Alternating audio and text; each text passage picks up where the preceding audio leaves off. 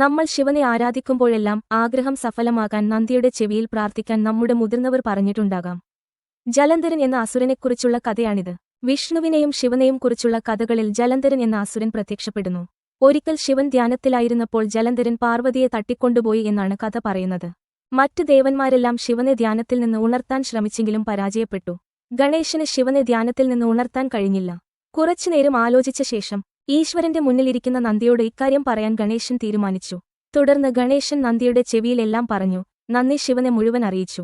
അന്നുമുതൽ നന്ദിയുടെ ചെവിയിൽ ആഗ്രഹങ്ങൾ പറയുന്ന രീതി ആരംഭിച്ചു. നമ്മൾ നന്ദികേശന്റെ ചെവിയിൽ എന്തു പറഞ്ഞാലും അത് നേരിട്ട് ഭഗവാനെ അറിയിക്കുമെന്ന് വിശ്വസിക്കപ്പെടുന്നു. നന്ദികേശനെ കാണുമ്പോൾ ആളുകൾ മനസ്സിലാക്കുന്നത് ശിവൻ, മഹാദേവൻ സമീപത്ത് തന്നെ ഉണ്ടായിരിക്കണമെന്നാണ്. ശിവനെ അഭിമുഖമായി ഇരിക്കുന്ന നിലയിലാണ് നാം എപ്പോഴും നന്ദികേശ്വരനെ കാണുന്നത്. നിസ്വാർത്ഥ ഭക്തി, ശക്തി, ജ്ഞാനം, ശിവന്റെ സംരക്ഷകൻ, ഭക്തൻ, ദൂതൻ, ശിവായയുടെ തന്നെ പ്രതീകം എന്നിവയാണ് നന്ദി.